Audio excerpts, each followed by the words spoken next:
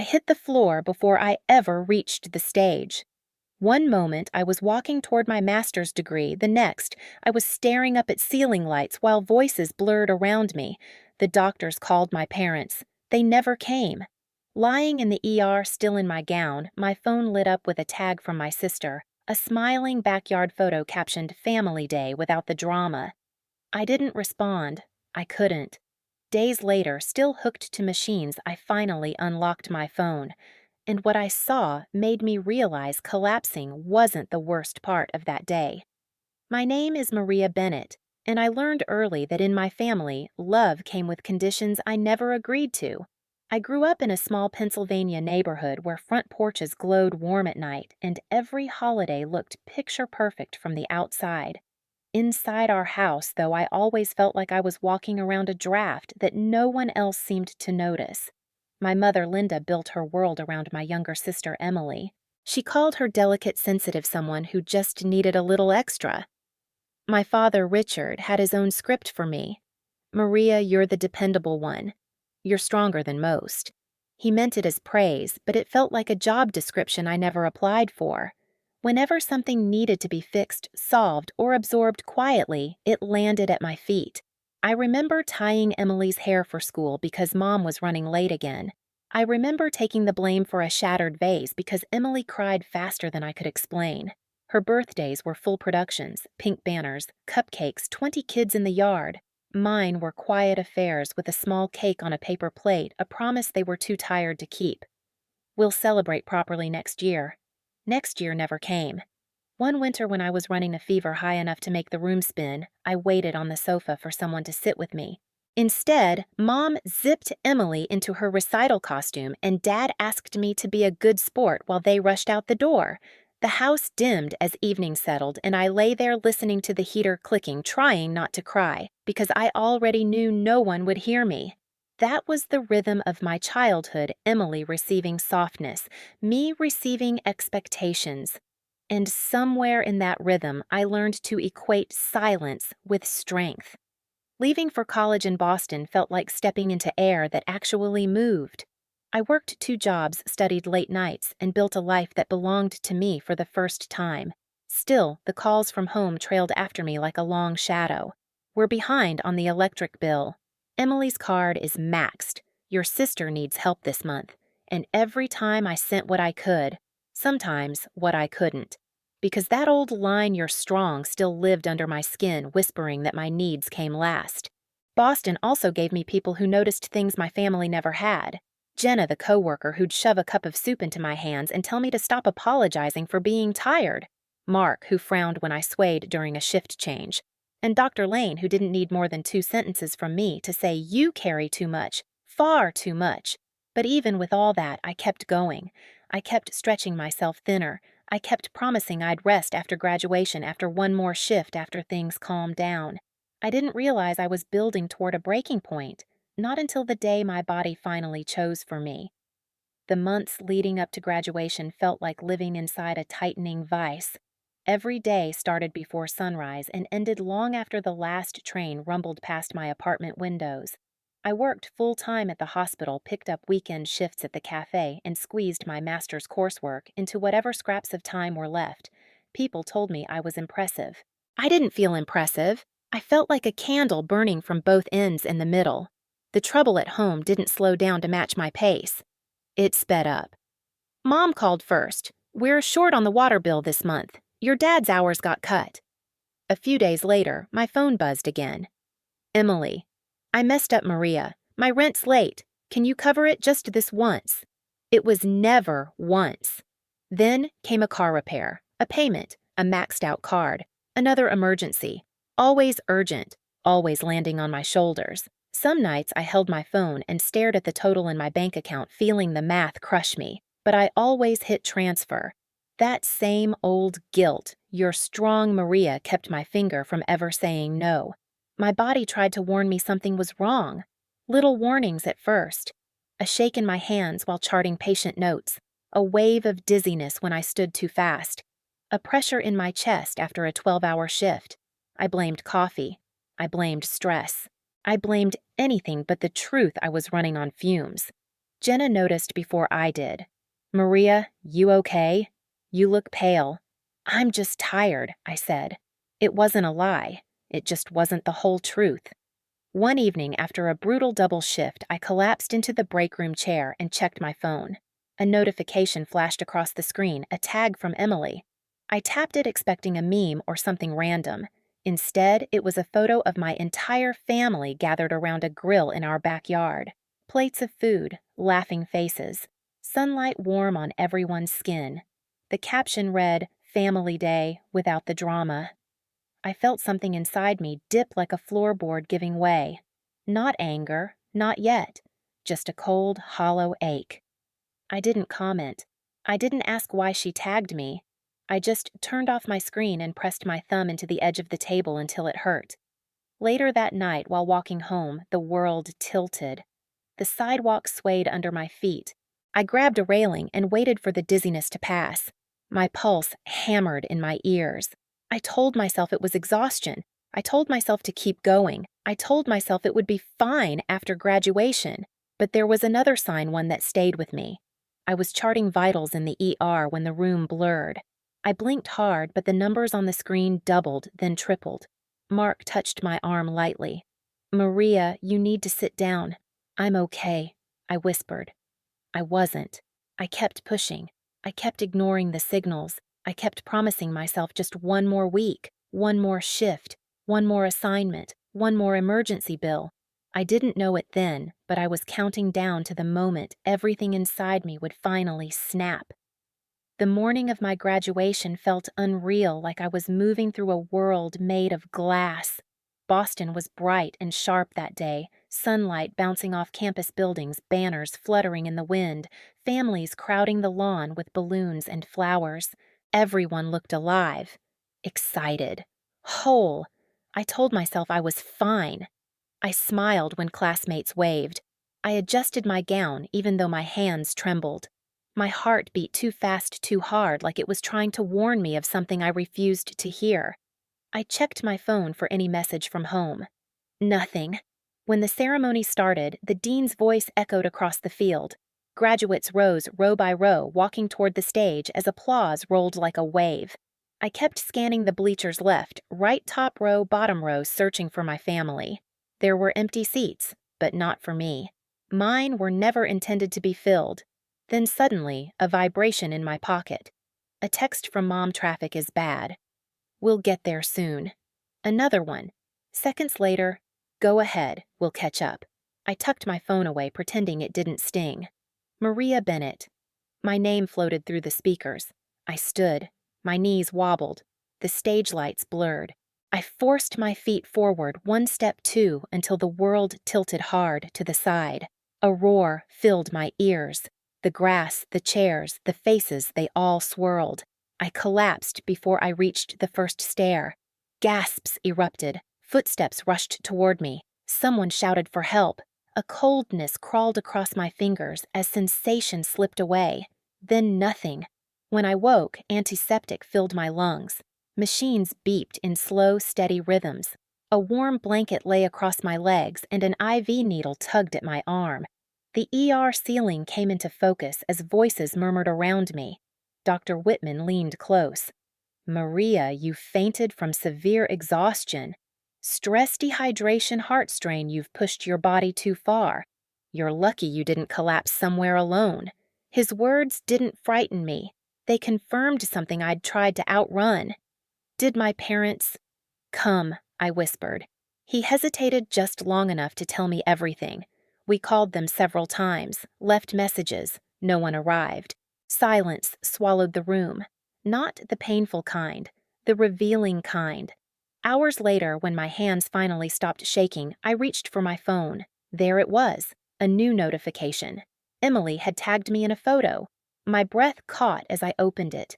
My family stood around the grill in our backyard, laughing, holding plates stacked with food.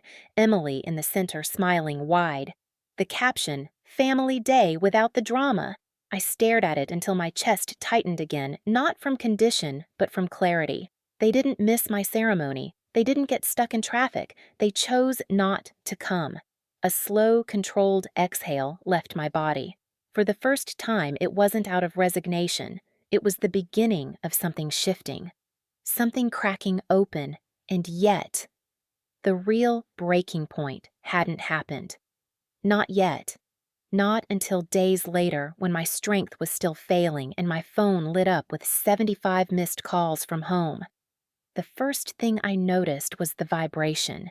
Soft at first, then relentless buzzing against the metal side table like it was trying to shake the room awake. I'd only been home from the hospital for a few hours, still pale, still dizzy, still moving like someone whose body didn't fully trust her anymore. Boston's evening light filtered through my blinds, soft and gold, brushing over the stack of discharge papers beside my bed. Buzz, buzz, buzz. I ignored it until it became impossible. When I finally grabbed my phone, the screen nearly blinded me. 75 missed calls. Mom, Dad, home, Emily, over and over like a chant.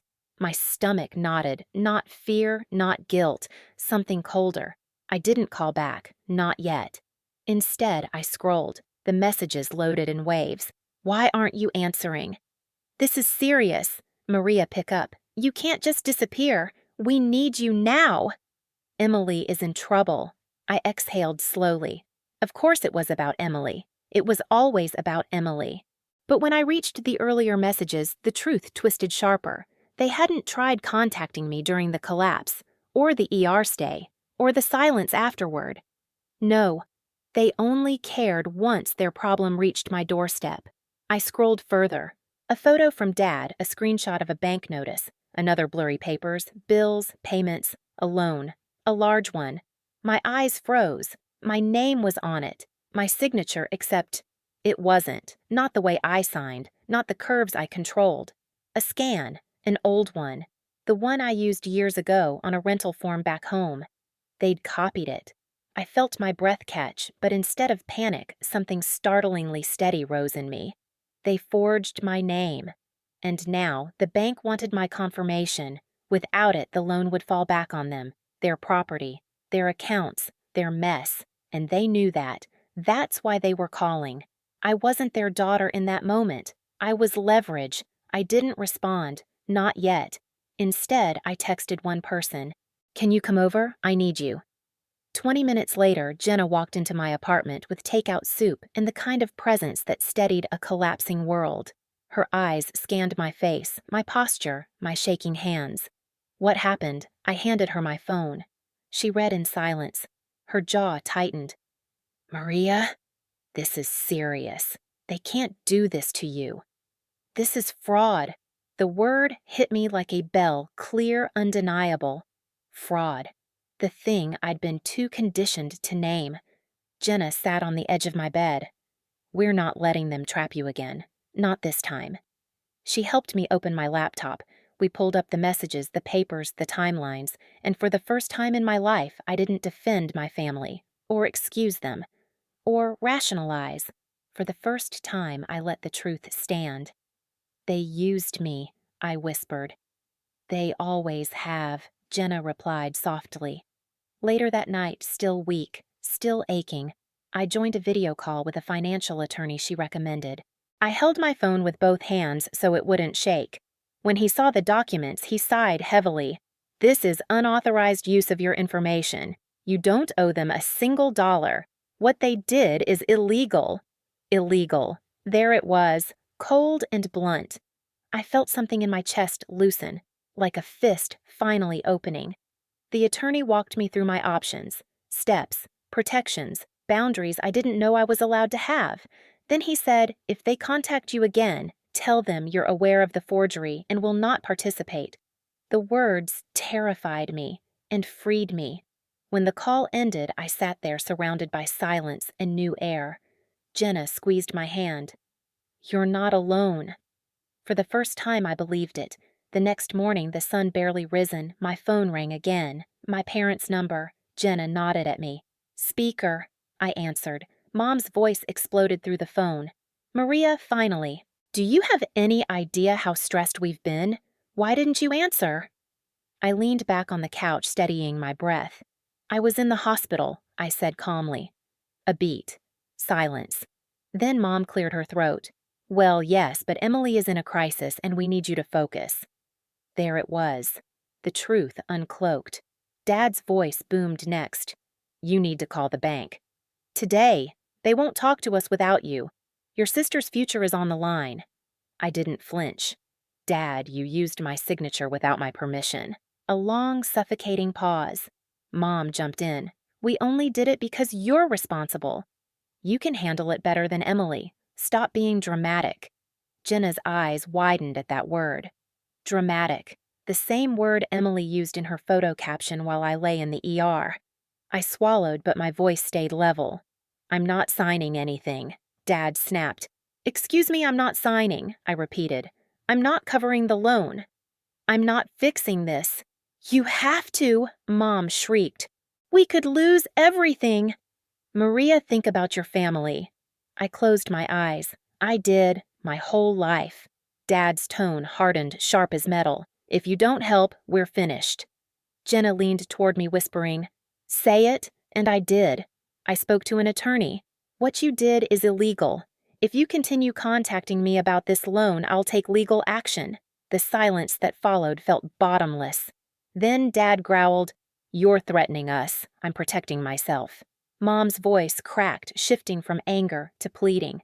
We need you. Please. A year ago, that would have broken me. Now it only revealed the truth. They didn't need me. They needed what I provided. I drew a breath. I'm done being the solution to problems I didn't create. I'm done being your safety net. I'm done being the strong one so Emily never has to grow up. Maria, Mom choked out. No, I said, not anymore. Then I hit the red button. The call ended. Clean, final. Jenna let out a shaky exhale. You did it. My hands trembled, but not from fear, from release. That afternoon, I spent hours removing myself from every account, every automatic payment, every shared bill. I called companies, closed access, reset passwords, documented everything. Each step felt like cutting a new thread that had tied me to a life built on obligation. By sunset, for the first time in 27 years, I was free. I stood by my window, the city glowing under the purple sky, and whispered a truth that tasted like oxygen. I'm not their answer anymore. And as the last light slipped behind the skyline, I knew part 6 of my story wasn't just about consequences waiting for them. It was the beginning of consequences finally ending for me. Recovery didn't arrive like a miracle. It came in small, steady breaths. I kept going to therapy. I slept more than I had in years. I learned how to say no without my heart racing. My body slowly forgave me for everything I'd forced it to carry. News about my family reached me through distant neighbors. The loan defaulted. The bank stepped in, and Emily had to face the legal consequences herself. For once, I wasn't the cleanup crew. Meanwhile, my life in Boston shifted into something gentler. I moved into a small studio drenched in morning light. I took a new clinical job that valued boundaries. Jenna became my emergency contact, my real family, in every way that mattered. One evening, walking home past blooming trees, I realized my chest felt light. I wasn't waiting for another crisis. I was finally living my own life. I sometimes think back to that day on the graduation stage, the moment my body made the decision my heart was too afraid to choose. It forced me to stop to see the truth, to walk away. And now, standing in my own life, surrounded by people who show up without being asked, I understand something clearly. Choosing yourself isn't selfish, it's survival. If this story touched something in you, share your thoughts in the comments. And if you've ever rebuilt your life from the ground up, you're not alone. Hit subscribe so you don't miss the next story.